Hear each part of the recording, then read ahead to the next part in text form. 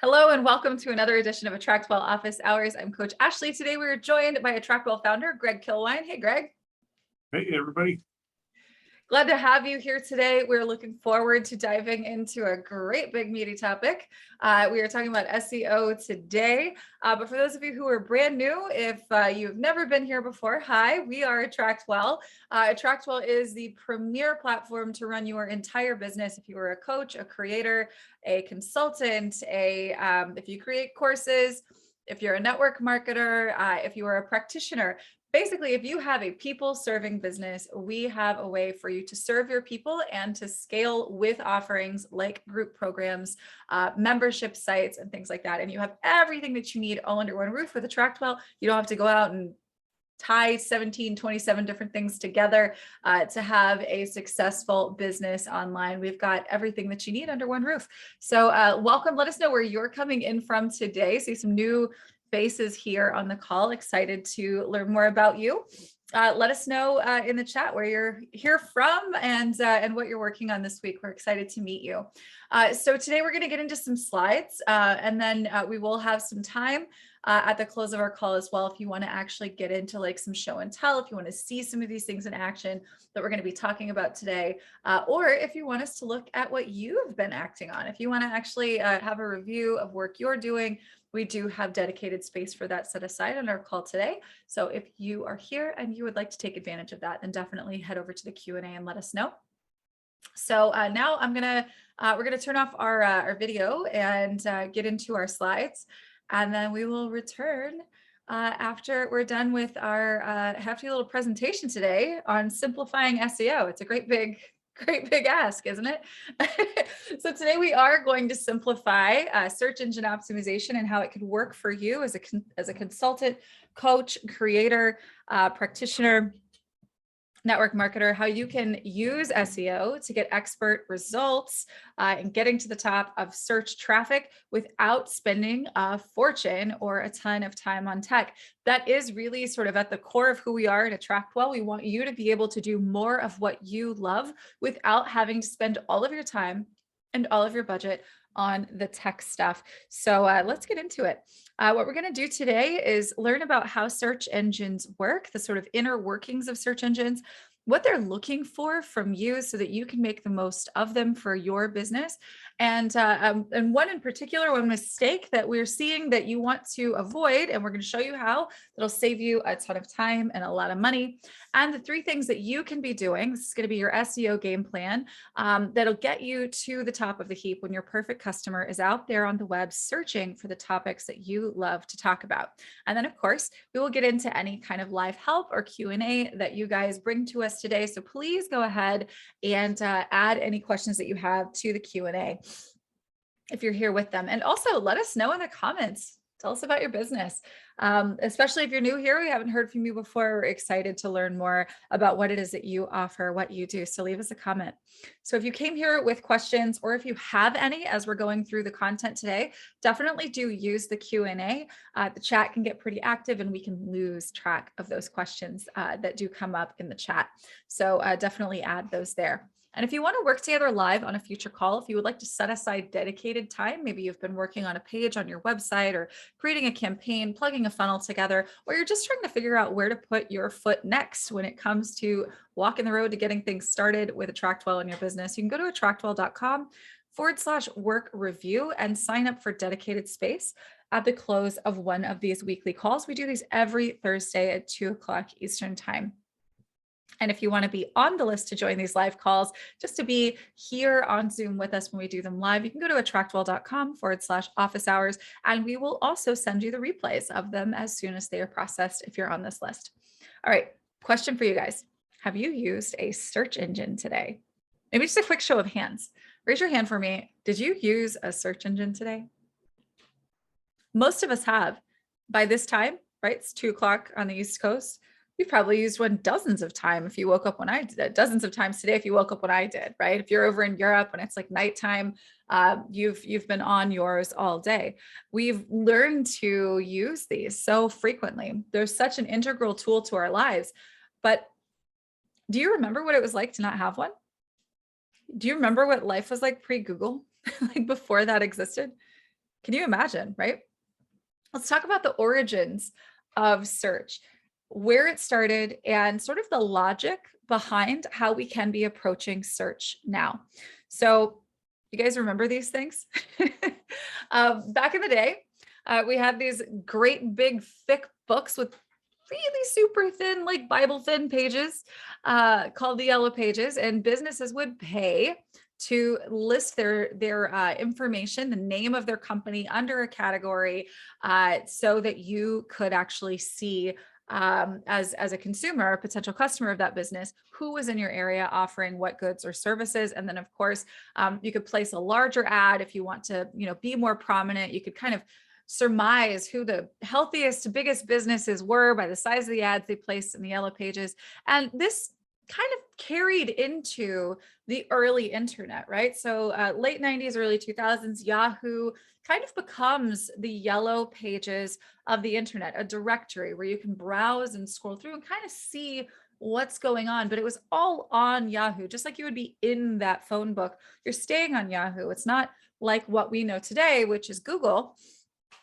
Obviously, there are other search engines that function similarly to Google now. They're certainly not the only one that we should be using, but Google is Google is the game changer, right? So Google came in and really redefined what search was, or really created what search was on the internet.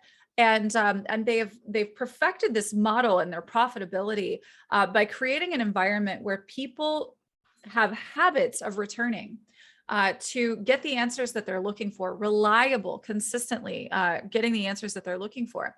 And their product is that traffic. It's us going and typing things into search multiple times a day.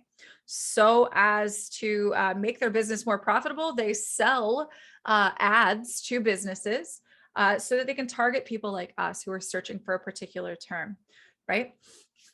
And you can actually see an evolution of this from the top right here to the bottom left and over, sort of what these ads have evolved to look like over the years on Google, right? So people type in some kind of a keyword or phrase, and obviously they can get organic results. So what are the websites, the blog posts, the pages, the listings that show up on the first page? But the advent of these ads and using this platform for advertising really created a great deal of competition for the first page, because now it's no longer let me browse this list of results. You have an increasingly sort of loud and distracting number of paid results that will show up competing with whatever your organic result might be. And by organic, for those of you who don't know what that term means here in context, organic just means it's not paid. Right. So it's something that grew on its own, not by artificial means. And so growing up to the top of the first page is that's an organic result. You can't pay to be on the first page of Google unless, of course, you're placing an ad. Now, I want to really recommend to you guys this podcast episode. This is Seth Godin. He was actually one of the early VPs at Yahoo back in the day when Google was just a website with 2 links on it. And he does incredible work around the mindset of marketing and mindfulness in marketing. A lot of just really excellent content that he's created over the years. Can't recommend his books and courses enough, but he has a podcast. You can find it at akimbo.link. And the episode that I would really encourage you to check out is this one that he published here recently called The Thing About Search. It was released on April 20th of 2022. So he gives a little bit of a history that I think is really, I'm not going to go into all of it here. I've kind of brushed the very surface of the subject, but I really can't recommend enough that you check this out to kind of get an understanding of the evolution of search so that you really kind of understand the logic behind it. Because the fact is that as a modality of like in marketing, SEO is a very large, very large and very nebulous space to try to navigate and figure out what's what and what exactly you need to glean from the information you find to know what exactly it is that you need to do to get the results for your business. So it's a huge topic. And I think that one of the best ways that we can approach it is by understanding the logic that powers it And the more we know and understand that, the more we can act intuitively and really be guided by what we know we need to do for our business and for our clients and for the people that we want to attract. And really turn this into something that's not super complicated and strange, and really into something that just makes sense, right? So definitely give this a listen. So let's make sense of SEO for your business. So first, if you don't know what SEO means, this is search engine optimization. Basically, all this means is that we are taking the content, the words basically on your web pages, on your blog posts, and we are setting them up so as to give ourselves the best likelihood that what we created will show up on that front page of Google. Okay, that's basically it. It's optimization of your content so as to be able to rank higher in search engines. And the higher you are in search, meaning, the closer you are to the top of the front page, the more likely you are to be found by great leads. I don't know about you, when I'm searching for something, I don't typically click, 7, 8, 9 pages in, right? I want to see I want my answer. I want it now. It's right there. It's on the first page. And most people are like this, right? So you are going to get more traffic, and this is free traffic, right? This is eyeballs seeing what you have to say and share that you aren't paying for. You paid for it in labor at some point in the past, but you benefit from it residually well into the future, which is pretty cool if you can get it into place. But importantly, this is really critical. If you take nothing else away from this training today, I hope you take this. SEO is a long game. SEO, search engine optimization, is it's a strategy that you employ over a long period of time so that you can continue getting a consistent flow of targeted leads over an even longer period of time. It's a really great thing to get into place that is free, right? Like you don't have to pay to get on the front page of Google if you do the right things. Just know that there is no such thing as a magic wand for this, no matter what anybody tells you. And we'll get into some of the reasons why here in just a bit. So before we get into what exactly it is that you need to do to optimize and to take advantage of what we do know about search and how it works, we need to get sort of the big picture view here of what exactly it is that we're working with. So first things first, and this is probably second to this is a long game, the most important thing you need to know. And that is that nobody knows everything about this unless they are the team that dictates how this works at Google, right? And they're not opening their mouths about it either, not in any real significant way. So SEO is not an exact science. Don't stress about not knowing everything, because literally no one does. Even the experts can admit that much of what they share is theory. Right. And the reason is pretty straightforward. The search engines, we'll use Google as an example specifically, their inner functions are opaque because it is their proprietary product, right? Like, would you just publish your entire methodology for free, just put it out there on the web? Would you have clients if you just said, here is every single thing that I do? Of course not, right? So how they work are, this is material that they're not going to share. And it's, for obvious business reasons, right? So unless it's something that they've publicly disclosed, it is theory. Now, this is interesting. There are entities, publishers who, talk about and research SEO that actually do academic research on SEO and on, kind of narrowing down, trying to figure out exactly what are the things that impact our ability to game these algorithms and proprietary functions of a company like Google. But all of it is a moving target. All of this always is a moving target, and we're kind of shooting in the dark. There are some clear things that have light on them, but there's just not a lot. So if you, or perhaps a guru that you follow, says that they've got a trick that worked, it's not a thing that's going to be guaranteed to keep working, because these algorithms, basically ever since the advent of search, we have been, as humans with businesses who want to be successful and, take advantage of traffic on the internet, we've been exploiting search since its inception. And so it is inherently a corrupted function that is always needing to evolve and improve itself to outsmart the people that are trying to outsmart it. right? Because if this was just a static thing with a set of rules that were clearly published and everyone had access to them, then, I mean, there would be two companies that would own the front page of everything everywhere all the time, because they would just, devote all of their efforts to having that done. And that's not how the search experience is supposed to work. How it's supposed to work is we go and we find something that's incredibly relevant to what we're looking for, right? And if we're using Google, and we use different Google products and things like that, then, that search engine isn't just, delivering you a cold brew coffee recipe because you Googled cold brew coffee.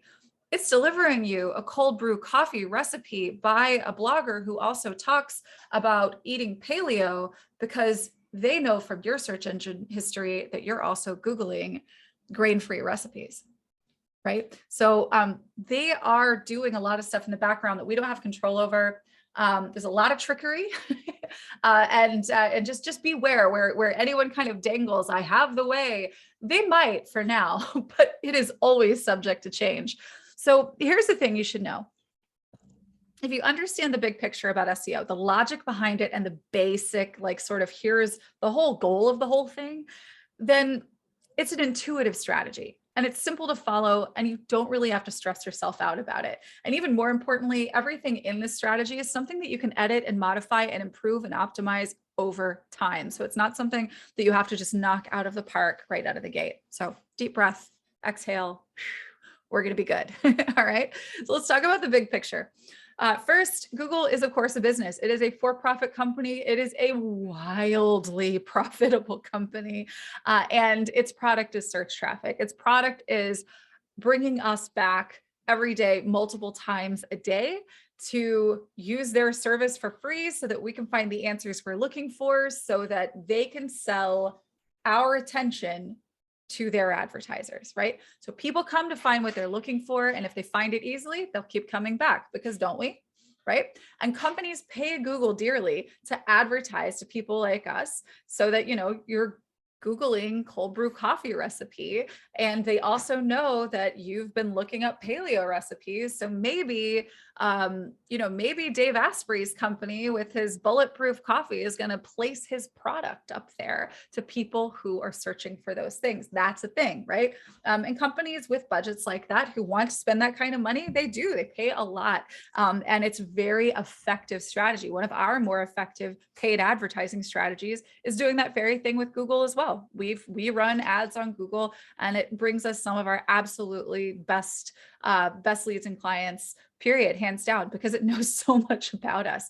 Anyway, so Google is incentivized to deliver its search clients, so that's like us who are going in and Googling stuff, high quality and super relevant answers, so that we keep coming back, right? It needs to know us so that it can give us better search results, and that those search results that we like, we keep coming back for them. And then, of course, the more we keep coming back, the more they can charge and deliver those advertising, that advertising real estate to the people who pay them. All right, continuing with the big picture, Google has sets of standards that it follows to determine what content that it features. So getting into organic search here. So when people actually get the results, not the ads, but the results of their search, where they determine what of that content is relevant, useful, and trustworthy and authoritative. It has standards. Now, the heart of their product are these standards. And basically what it is it's largely an algorithm, but that algorithm is informed by thousands and thousands and thousands of Google employees around the world who are actually going and looking at a lot of pages on the internet and determining whether those pages fit these standards of relevancy, authority, trustworthiness, usefulness, that kind of thing.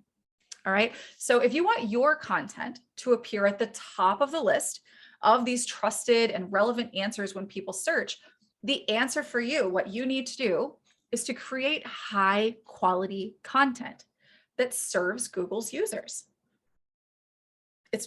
This is the simple answer. How do I get found on Google? The very first and most important answer is create high quality content that serves people who are searching. Provide a clear answer to a question, to a problem, a solution that someone is seeking. Okay. Now getting back to the big picture, these search engine algorithms read code.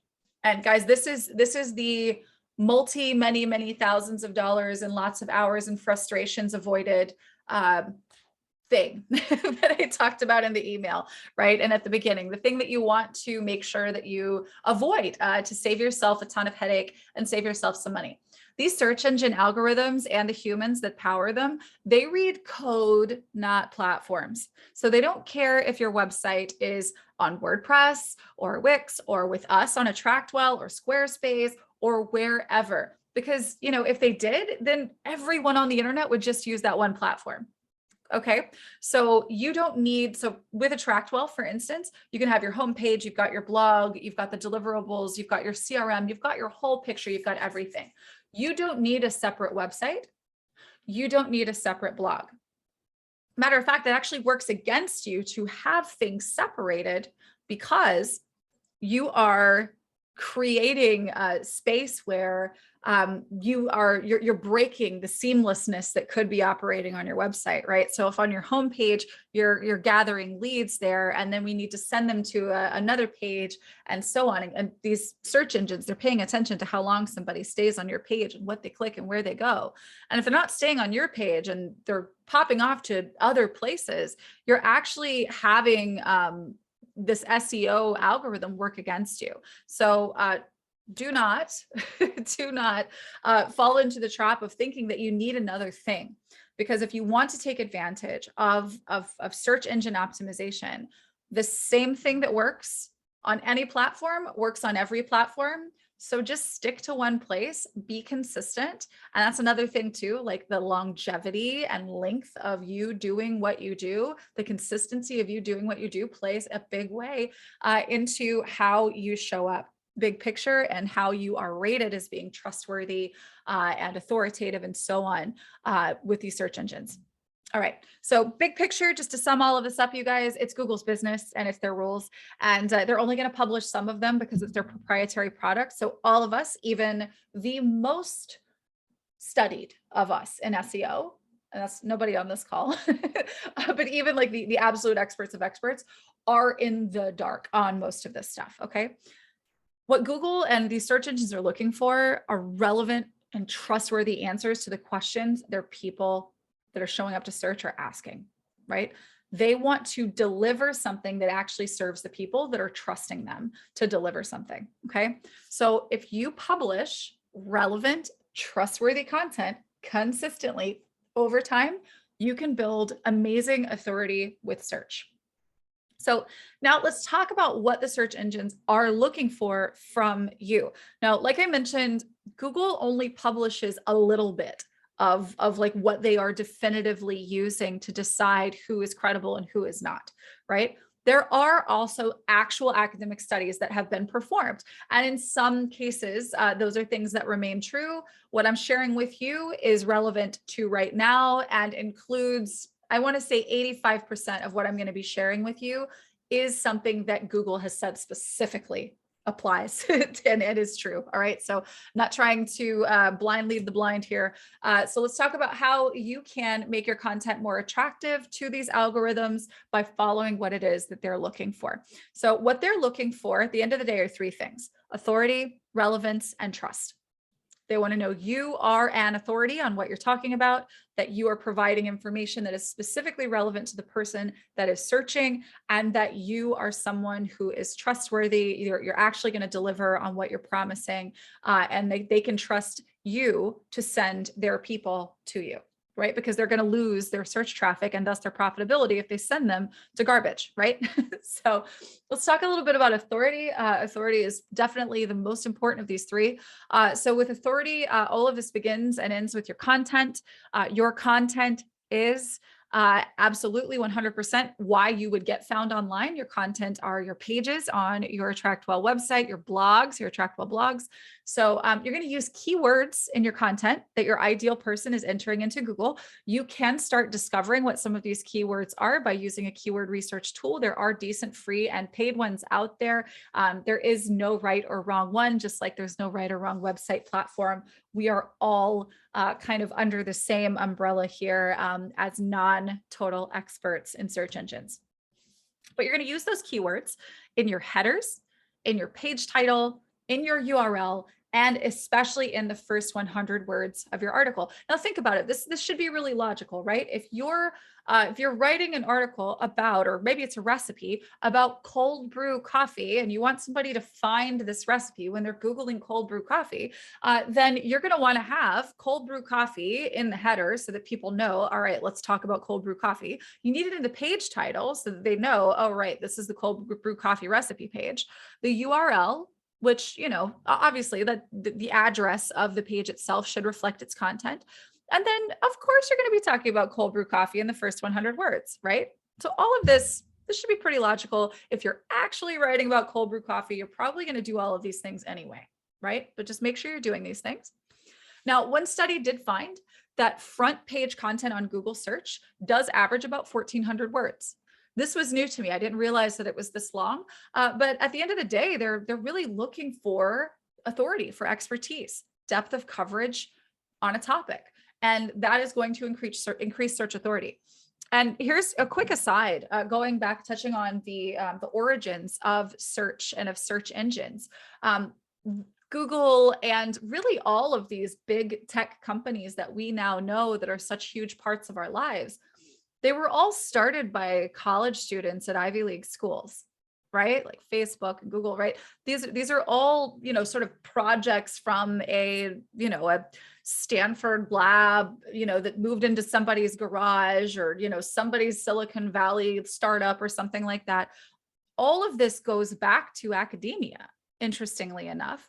And so if you think about the academic approach that you might use to convey expertise on a subject, say you're writing a college level essay, or even in high school, you probably wrote some essays like this. I know I certainly did. You must demonstrate your proficiency on a topic by writing a certain, there's a certain length that comprises a well-made argument, a well-written article, right? There's a depth of coverage there. There are citations, stuff like that. So it just kind of keep that seed in your mind that their definition of authority typically looks like, something that came from a .edu. Right? So the more you can position yourself in the nature of how your content is delivered, like you might see in an environment like that, the more likely you are going to be treated well by the search engines, because they're going to say, oh, this person's got some posture and authority, and they're ticking all of the right boxes. This seems like a good source, right? Now, keeping along those lines, we don't plagiarize, and we don't necessarily want to copy our work from other places that we've written either. The search engines do want original content. This is, again, speaking to the quality of the search product that they're providing to someone who's going and asking Google a question. So make sure that you aren't repeating any information that is from elsewhere, including your own content. If you do want to publish on sites like Medium or Thrive Global, or places like that where you can actually go and be a contributor and help to give yourself some PR boost, just don't duplicate your other blog posts, right? You could do little tiny excerpts, but make sure it's unique content. Another thing, and this is a very easy thing that we could all start doing right away, create a YouTube channel.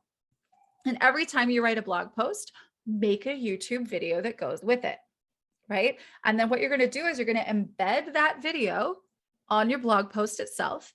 And then on YouTube, in the video's description, you're going to put a link to that blog post where it's also embedded. You've completed a loop here, right? Where if somebody Googles a thing and you actually have a much higher and quicker likelihood for a lot of keywords to rank on the first page of Google with YouTube videos than you are with your website.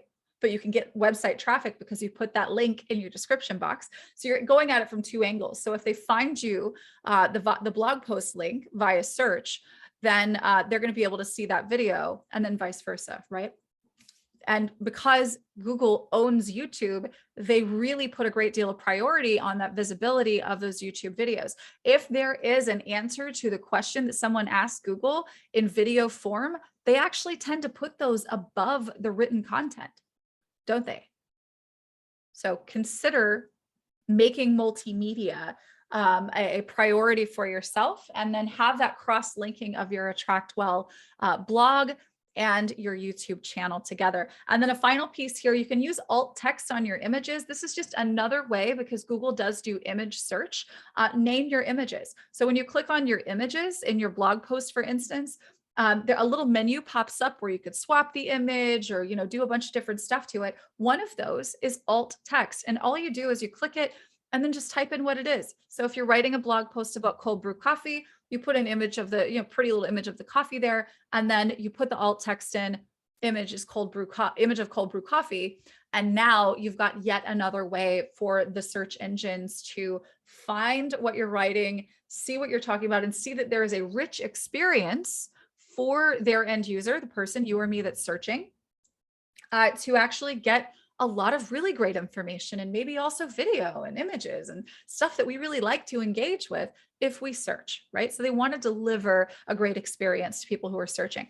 And then finally, keep your content fresh. So republish your old posts and keep your content up to date. A really cool thing that you can do that works incredibly well is to do best of list, or even seasonal things where we're talking about a holiday or something like that, but then go back year over year, change the year, update the content that's in it, make sure it's all up to date, and republish it with today's date. And so you've got the ability to actually leverage work that you did in the past, and to really get great lead flow and authority off of the age of that particular post. Now, continuing with authority here, links are second to content. Links are really the absolute most important thing you could be focused on, aside from, again, creating your own content, is getting links to your site from elsewhere on the web, because it shows that other people think that you are credible as well, right? So you're making yourself a cited source, right? Like you would write a paper and then cite your sources that you found in your books in the library or wherever, right? But if you are a cited source, that's going to do a lot for your ranking generally for anything that's on your website. When you're someone is searching a term that you talk about. So make it a goal to have links to your site published on websites with a high authority in your niche. So there are a lot of ways that you could go about doing this. There's definitely, there's guest posting opportunities. There are a lot of great aggregator type sites like Huffington Post, Thrive Global, Medium, places where you can actually go and write. But then there are other ways that you could maybe, in your own community, approach your local news station and offer to demonstrate a thing or share a technique or something like that. And then, of course, you're going to provide them with a link to your website that they would put on their own, because news sites, going back again to this academic mindset, news sites tend to be high authority, and the search engines do value those references highly. Excuse me. Now, we also want to cite, like I mentioned before, and link off to other authority sites in your content. So a website that's talking about, excuse me, if your website is talking about essential oils, for instance, it's going to be really helpful for you to, share XYZ factoids about essential oils that relate to the topic that you're talking about. But then you want to cite, a research council or an NIH study or something like that that's going to back up the information that you're sharing. Well-cited content is authoritative, just like it would be if you were writing a paper in college. And so the same applies to how search engines look at your content. All right, interaction is a final piece here. This is sort of the social proof, if you will, or really just the proof that people are interacting with and like to interact with what you put out there. So what this looks like begins with page load time. Greg did just do a system update recently on our AttractWell platform that does make your pages load faster, which does benefit your SEO ranking. And also, you're going to want to make sure that your content is mobile friendly. So this is something that, like I mentioned, it's not just bots. There are humans that are working for Google that are feeding information to the bots, to the algorithms. And so, if your website does not show up well on different types of devices, it's not going to be recommended. And in fact, one of the things that I was reading about this recently was that they actually favor mobile first right? So like, will this fit on a cell phone? Because so many of us so often are actually using search directly on our mobile device. So if your site is not mobile friendly, the likelihood of it showing up on the first page of Google is, I think at this day and age, pretty slim to none. And I should note here real quick, on AttractWell, your blog posts are automatically, you don't have to do anything with it. Those are already mobile friendly. Like that whole setup is already mobile responsive, but do make sure that your homepage and the other pages on your site are designed to be mobile responsive. Now the bots do track time people spend on your website, how many pages they view in a session, a bounce rate. So whether or not they click a link and maybe it's a dead link. It also tracks direct visits. So are people going straight to your website and typing in the URL directly? That does make a difference. That does increase your authority. And then organic click-through rate. So this would be if you are discovered in a search result, you've got meta descriptions that you can add to your pages in the page settings, as well as in the advanced settings on your blog posts. Those meta descriptions and the keywords in them don't play a role in SEO directly, but they do play a role in whether or not someone decides to click your link as opposed to others where it shows up in search. And then, of course, comments on your blog posts. If people are engaging on your content, that's going to be more proof that other people might want to check out your content as well. All right, let's get into relevance. This one's pretty quick. The relevance of your content is important. They're looking for you to use additional keywords, related words and phrases on page and in context to the keywords that you're talking about in the title, in the subject, in the, your alt text and all of the things that we've talked about already. So an example of this would be if you have, a website where you're talking about travel, maybe also talking about the best miles reward credit card, right? But out of context would work against you. So if you, have a wellness blog about animals, then writing a blog post about how to change brake pads is not going to benefit you in any significant way. It actually would work against you where search authority is concerned. Links are also still critical here for relevance. We do still, again, want to make sure that we're linking out to and linked from sites that feature similar topics and keywords, as well as authority sites that feature those similar topics and keywords. And then finally, the interaction piece, again, to see that you are someone who's holding relevant conversations about a topic. They are tracking the time someone spends on your site, the number of pages they view, whether they bounce off, if your links are broken, that kind of thing. All right, trust is the final thing that search engines are looking for from you. Let's talk about some of the things that they are actually looking for so that we can get those into place. The first thing is, and it's just a rule of thumb, is to be above board. You wouldn't Google, a place that you could get your brake pads changed in your hometown and choose to go with the place that had no contact information and, just kind of had a bunch of stuff slapped up and didn't have like the fine print, right? You don't want to go give them your car or your money, right? So similarly, you want to keep your domain registration public, right? So if you are concerned about, I know all of us here, most of us do have a home-based business of some kind, definitely recommend you get a business address. These are really pretty affordable. I live in New York City and I probably pay $100 a year for this. So just for context, so you can have a business address, and you can keep that listed publicly, because if you have a private registration, it does look like, potentially to the search engines that, maybe you have something to hide, but even if you don't, it would look a lot better if you were transparent. Right? So the who is, the registration information for your domain should also be reflected on your website. So this could be in your footer. It could also just simply be on the pages where you have the fine print. Your domain, you should register for a year or more. Again, we don't want to look like we're fly by night. And then include some kind of privacy notice, terms of service, all that fine print that you and probably your clients don't necessarily care a great deal about. These are definitely things that Google loves to see. They love to see all the I's dotted and T's crossed.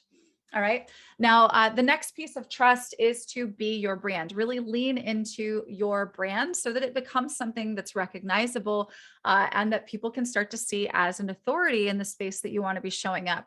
So that means your domain name. It should be your name or the name of your business. And you should have an about page that talks about you or your business if you're not a personal brand. And then you should have your active social media accounts. They should have the same name as your brand that are associated. They should be linked to your site. And then you should be linked from and to the site. So on your social profiles, have your website address. On your website, have your social profiles linked. Even if you aren't super active on the major social networks, Instagram, Facebook, Twitter, LinkedIn, and so on, have a presence where your brand exists there. At least you don't have to be super active, but it does look good to have that presence. And then you want to have your brand name and URL linked from authority sites as much as possible. Again, if you're just getting started, just start writing blog posts. Get good at writing posts and getting content out there so that when you go and you approach your local news station or a reporter or whoever it is that could feature you, talk about you, and link back to your website, you have a body of work there that you can point to. Right? So they can see, oh, this person has an interesting article about XYZ thing. So if you're just getting started, don't worry so much about the links just yet. Start building the body of work. But your goal, big picture, is going to be to get people talking about you. And by talking about you, that means on their website, they have a link to your website. Okay. So let's talk about your SEO game plan, how we can actually get this stuff into play so that it's working for you and you're getting the results that you want. So setting ourselves up for success to start, you do want to make sure that you've branded yourself with a domain name. Again, if you're a personal brand, highly recommend firstnamelastname.com. If your firstnamelastname.com is not available, there are lots of other interesting ways. I see a lot of folks use with and then your name, right? Or just there's lots of different things that you can do here. If you have a business name, brand the business name. Okay. Add an SSL certificate to your website. This is something that we do for you for free at AttractWell. An SSL certificate is like that little lock sign that shows that a site is secure when you visit it. That is something that Google does prefer, and we can help you set that up. You also want to, of course, make sure you link to your social accounts and from your site, and then link to your site from your social accounts. And then get in the mind of your ideal client and start creating a list of keywords and phrases that matter to them so that you can start leading conversations in your content and on your site around those terms. Start really speaking their language, helping them solve those problems so that you can really start to embody that authoritative expertise where you are the person that is sought after for answers to the questions that your ideal person is out there searching for answers to. All right. And then finally, we want to create a custom homepage on your site if you don't have one already, and just make sure that your site is easily navigable, no broken links, things like that, because they do pick up on those things and you do get negatively impacted where that happens.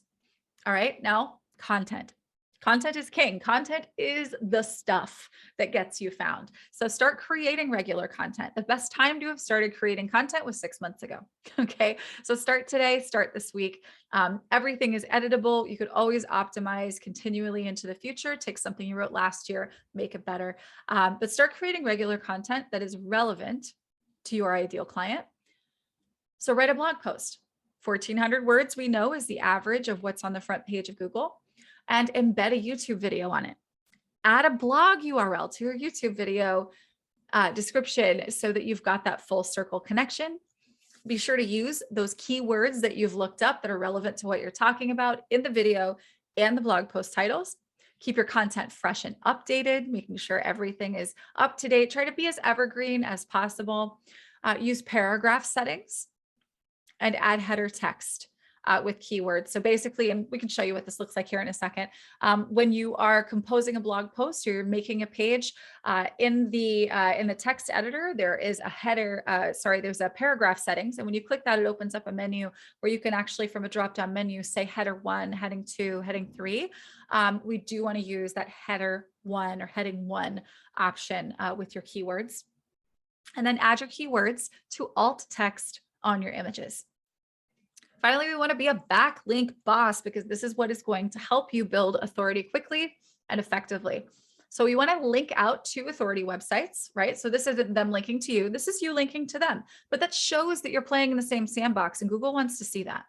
Then get networked. Look for ways to get interviewed by news sites, especially news sites that are featured on Google News. That's a hack. Look for websites that are featured on Google News and find ways to get featured in their content. And again, one of the best places that you can go to do this is in your own backyard. Now, always be looking for new ways to get your content linked from more and better authority sites. It always works well to have someone who is in your space, who maybe has a similar audience to you, to go and offer, and they could say no, but what if they say yes? Offer to guest post, offer to share a method, do a free thing. And don't even think about this as I'm going to get new clients right away from their audience. This is an opportunity for you to borrow their authority, for them to point to your website. It looks really, really good for them to point to your website. The more places that point to your website as possible, the better off you are. This is a long game. Even if it doesn't get you clients yet, it is something that's going to help you show up higher in the search rankings and get you more of those clients in the future. All right. So that was old, but oh, hey, by the way, I might as well show you. We do have an online course that we can offer you. It's different from SEO. But if you are interested in running programs, courses, and memberships, we do have this free course here. So let's get into some Q&A. Totally forgot to delete those from the slide template that I use.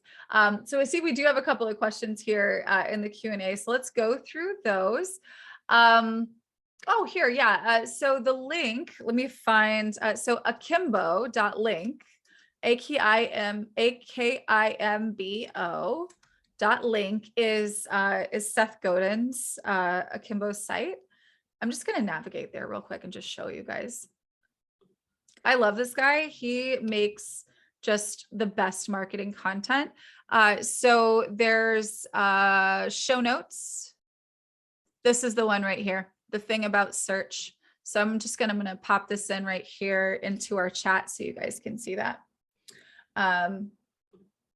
Absolutely love it. It's about 20-25 minutes long. I was just walking the dog in the park across the street yesterday and I was like, wow, this is exactly perfect. I'm going to talk about that tomorrow. Okay. How does any of this change if you're using podcasting instead of traditional blogging? That's a really good question, Denise. So the search engines don't treat podcasts as favorably as they do YouTube videos. So there's two ways that you could do this. There's obviously SEO for podcasts, right? You can use the same principles of SEO to show up higher in search if someone is in a podcast app and they're searching for podcast content. But that's going to vary widely based on whatever the podcast platform is that the end user is listening through.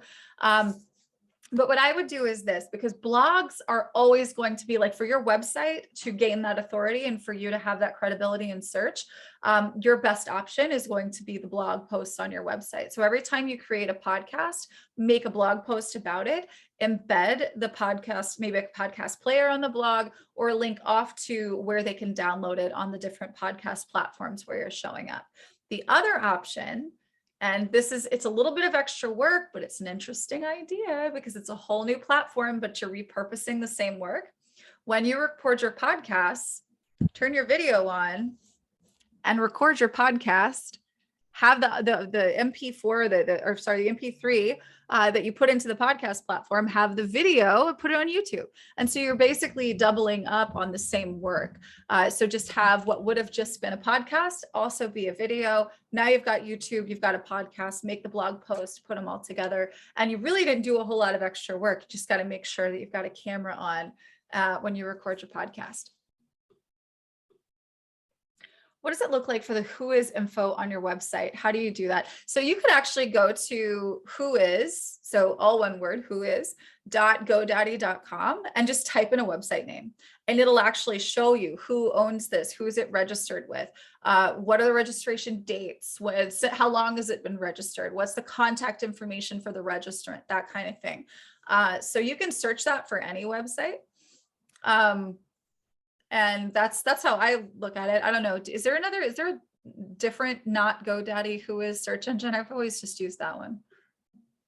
Yeah, there's one actually by ICANN, which is like the internet registration company. I just put the link in the chat, lookup.icann.org.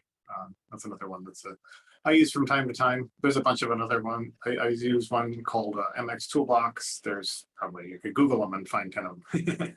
Yeah. Okay.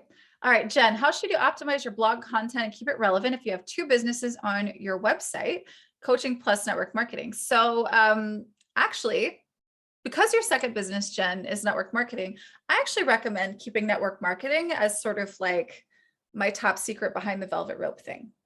So we don't really talk about it a lot. Maybe it's like an 80-20, 90-10 kind of thing. Now for you, because I know your network marketing product is essential oils. There's certainly opportunity to talk about essential oils, just like you would talk about anything else. Matter of fact, and gosh, I wish we could bring her over to our platform, but because she's built so much authority with her site, she probably never would. But I think she's like a diamond or a crown diamond. Oh gosh, and now her name escapes me. Tracy Black.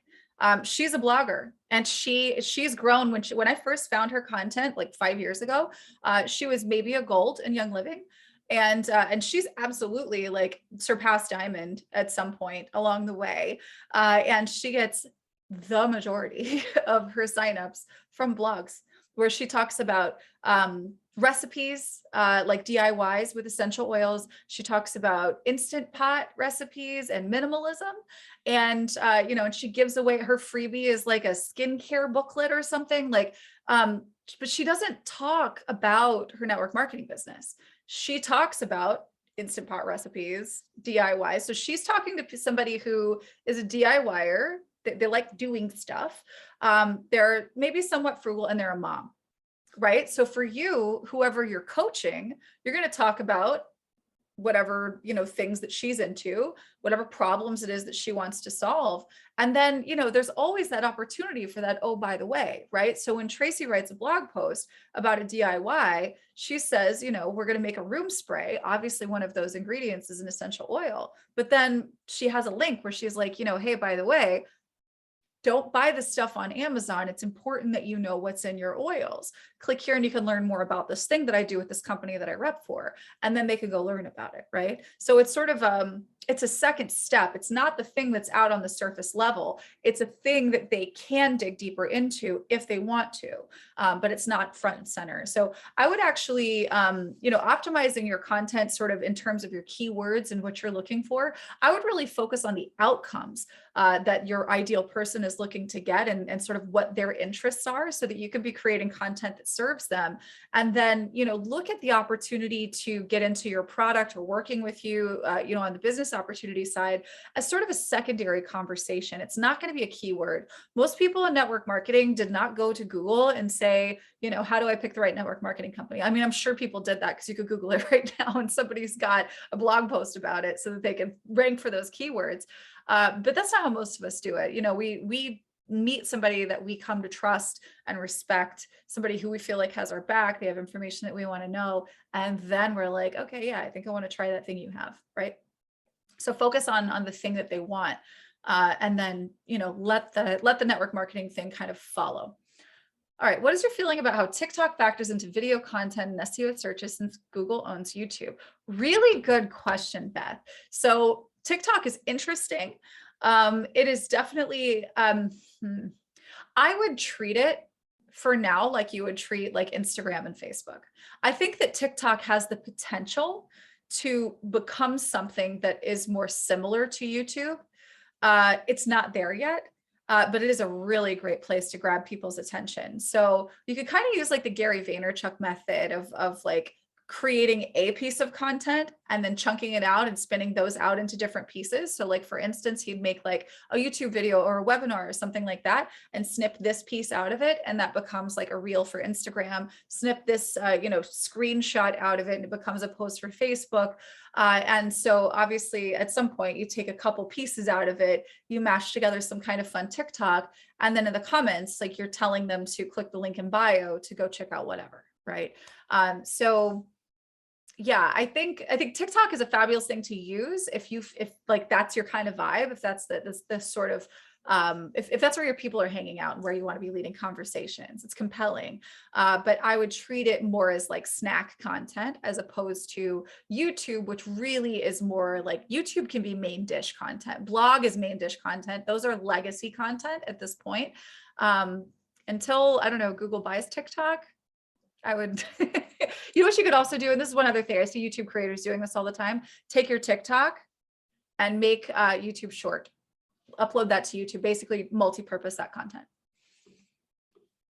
Okay, Alicia, my about page repeats content that we've been creating on my homepage. Keyword wise, is there a basic percentage that is okay to repeat within the site?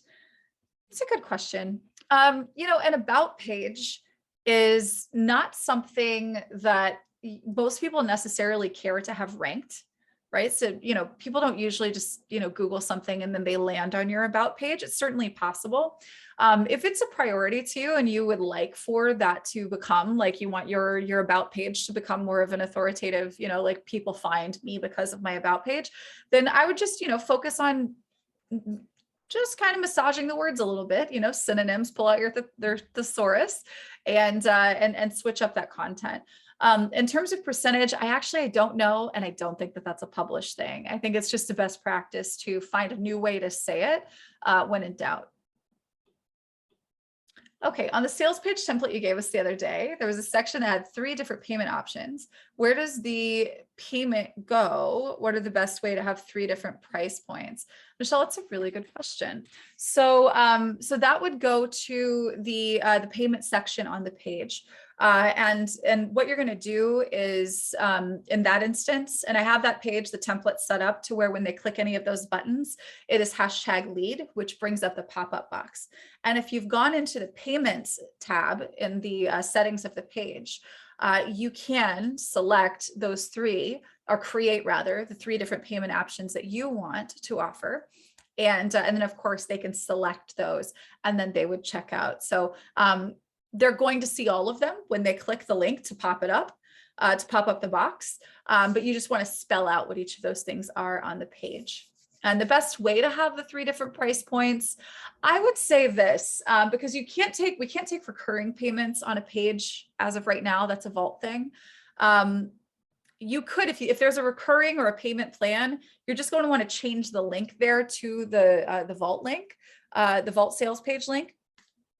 So that you can collect those payment options there.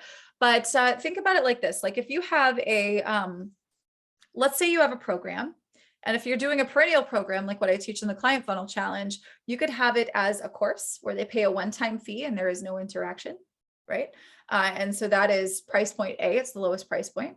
Price point B, here's a group coaching program. We're going to meet for 4 weeks in a group and you're going to get the same content as content A, but you're going to get a little bit of me with it, right? Slightly higher price point. And then you've got option C, which is you're going to get this and this, but we're going to have X number of one-on-one calls together.